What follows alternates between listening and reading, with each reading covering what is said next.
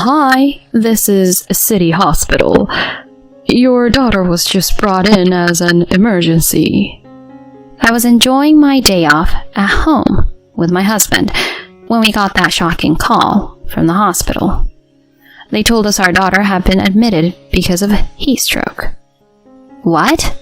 We're on our way. After I hung up, I filled my husband in on what had happened, and he was equally stunned. We didn't hesitate and immediately drove to the hospital. When we got there, a nurse greeted us. She didn't have any ID on her. Hang on, how'd you guys get our number then? You know, one of those emergency tags? She had a keychain with your info on it, so we dialed that number.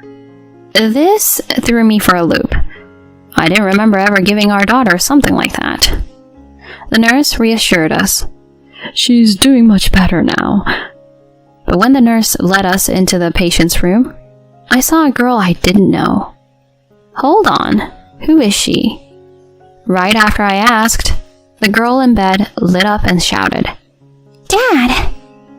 Who would have guessed what craziness would come next? My name's Lucy.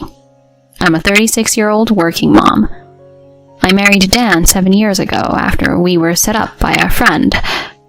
We made it official after dating for 2 years. I've been with a big publishing firm since I graduated, while he's got a job at a smaller place. Aside from the fact that my paycheck's a bit bigger, we're just your average couple. A year into our marriage, I learned I was expecting. The morning sickness was brutal, making me feel nauseous and dizzy, so I had to rest a lot. What really surprised me was that my husband barely pitched in around the house. Nowadays, if a wife's feeling under the weather, the husband would usually step up, right?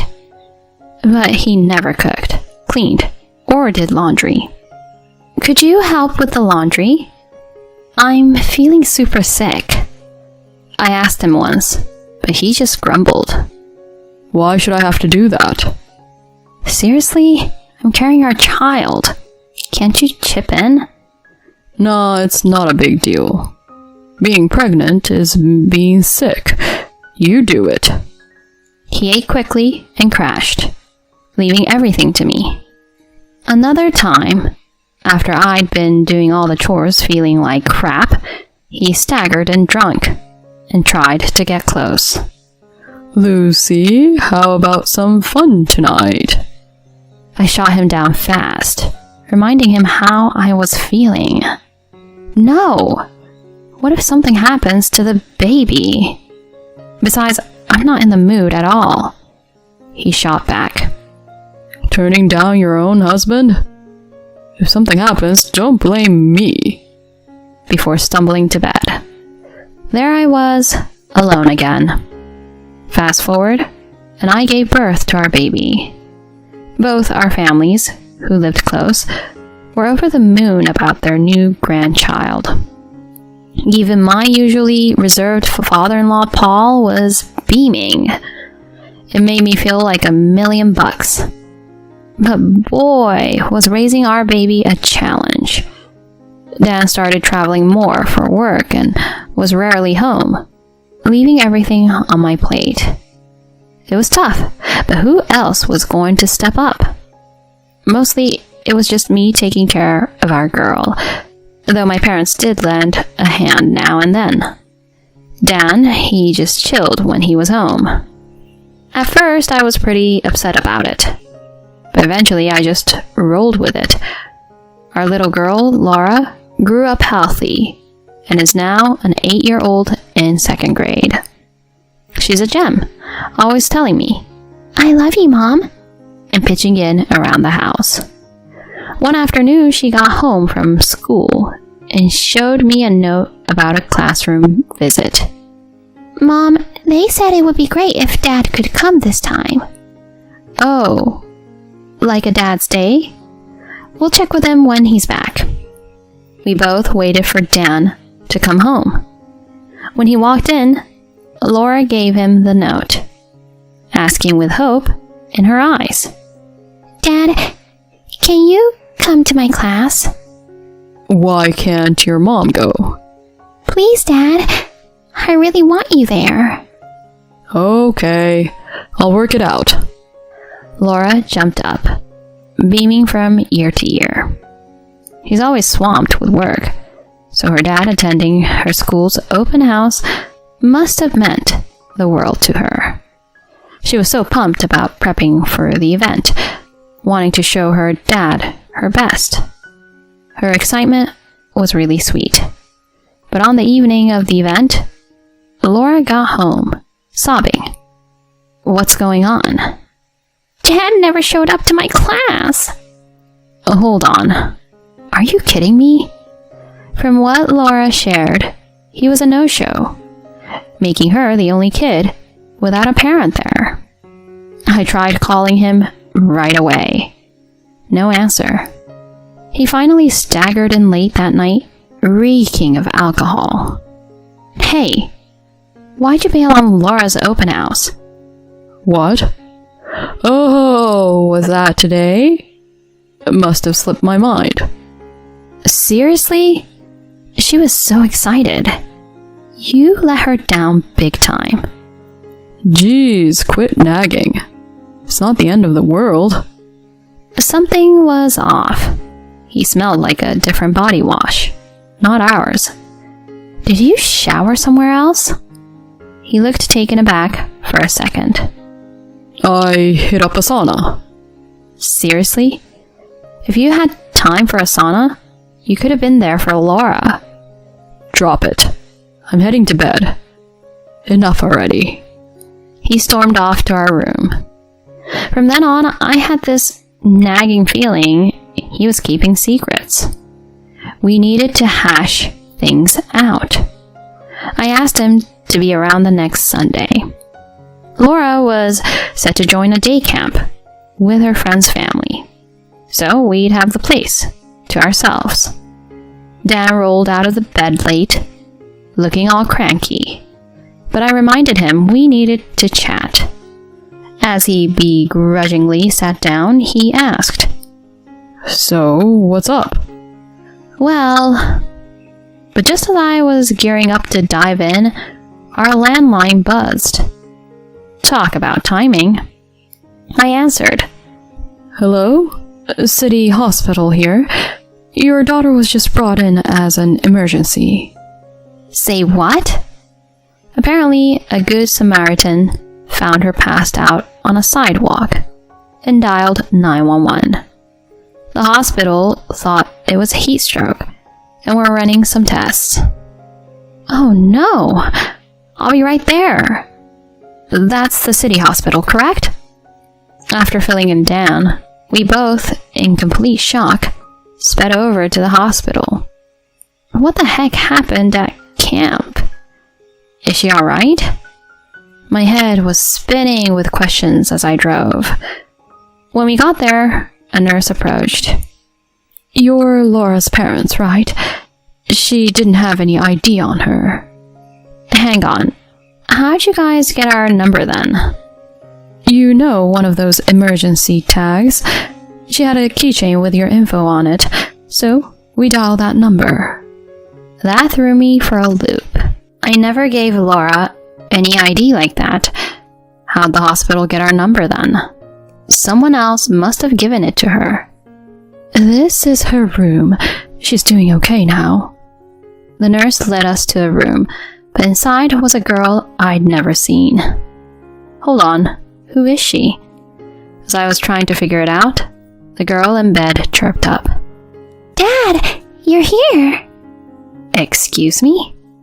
She was definitely calling Dan Dad. I glanced at him, and he was white as a sheet, lost for words. Hold on, why is she calling you Dad? Dad, who's she? Isn't Mom coming? I'm starving. I turned to the stunned Dan, shaking him. Okay, what's going on here? Well, this is, He struggles to find the right words. Getting closer to the bed, I spotted a kid's bag with a keychain hanging from it. This keychain had 2 handwritten phone numbers. Our home number was one of them. The other was a cell number I didn't recognize.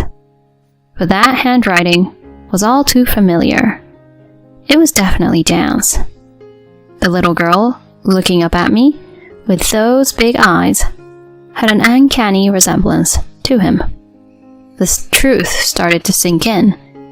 This girl was his secret daughter. He had carelessly scribbled our home number on her ID keychain. What a dumb move. I was beyond mad. A mix of shock and simmering anger. Given we were in a hospital, I kept my voice low and hissed at him. Don't even think about bolting. We're hashing this out, now. I quickly made a call. About a half hour later, there's Dan, looking spaced out, seated in the hospital waiting area. As I sat beside him, the folks I'd called up strolled in. Lucy, what's the deal? My in-laws hurried over. Seeing his dad, Dan looked like he'd seen a ghost. Thanks for coming, Paul and Susan. Your granddaughter was admitted here in an emergency. Is Laura all right? Did something happen to her? Susan's worry was palpable, and I just shook my head. No, it's not about Laura. Come again? Without a word, I just gestured towards the hospital room, and they took a peek, then returned. Lucy? Who's that little girl? Susan's face went white, and beside her, Paul looked baffled. That's Dan's secret kid. His what? The look they shared was pure shock. Susan edged closer to Dan. Please, tell me you didn't. Then I saw another woman, eyes wide as saucers. Dan? Molly? What's going on here? I had posed as a hospital worker and called the other cell number on the ID tag, bringing her here. I greeted her with a smile. Nice to meet you. Mind taking a seat? We should probably chat. In a quiet corner of the waiting area, Dan and this unknown woman sat down, with me and my in-laws in front of them. All right, Molly's mom, can you start by telling us who you are? She answered, sounding kinda distant. My name's Taylor. Okay, Taylor. What exactly is your relationship with my husband? Well... She hesitated, and when she went quiet, I shifted my gaze to Dan. So Dan? Spill. What's your deal with Taylor and the kid in that room? He just shook, looking at me, lost for words. Right as I was going to push for more, my father-in-law's voice cut through. Out with it. Dan just broke. Barely above a whisper, he confessed. Taylor and we had an affair. Molly's my daughter. I kept a straight face, but Susan started sobbing, and Paul just dropped his gaze, heartbroken.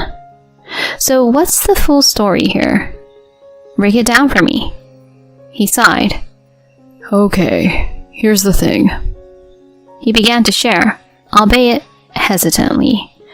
When I was pregnant, I dealt with morning sickness and wasn't up for getting close, which really bugged him. Around then, he started seeing his coworker Taylor, who went after him. The affair went on, and when our daughter Laura turned 2, news broke that Taylor was expecting. She decided to keep the baby, and he went along.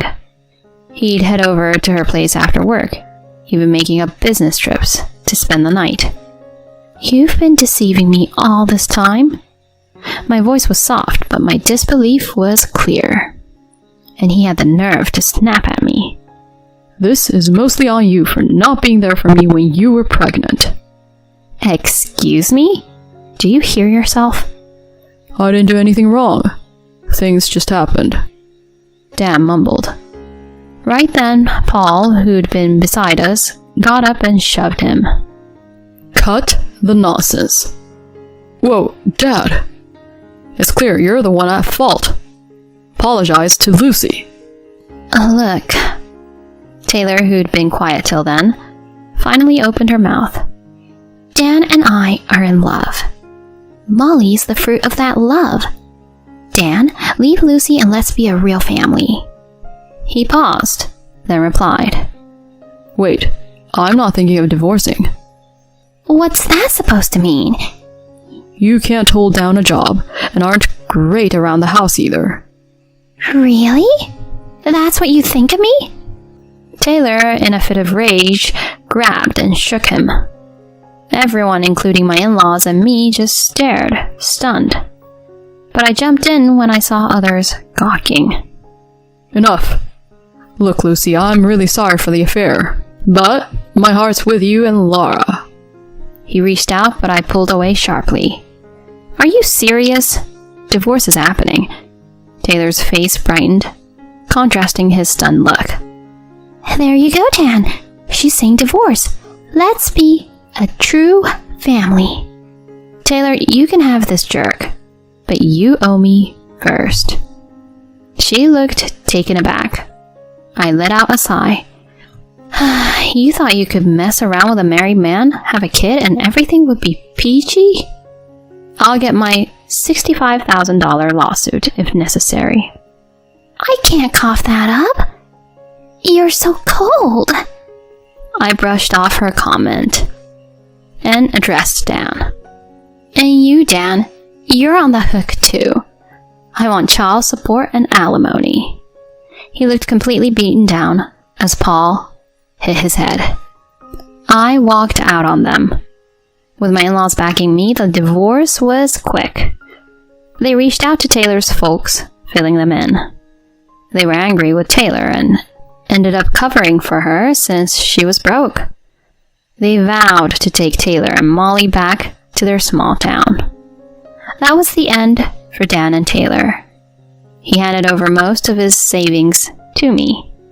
With child support for Laura, and now Molly, he's tight on money. But Paul swore to make sure he pays his due. Hopefully, he'll think hard about his choices and step up. As for me, I used that money to relocate and give Laura and me a fresh start. I had my concerns, but she comforted me, saying, "With you by my side, Mom, I'm good." Now, I'm focused on her joy and our bright path ahead.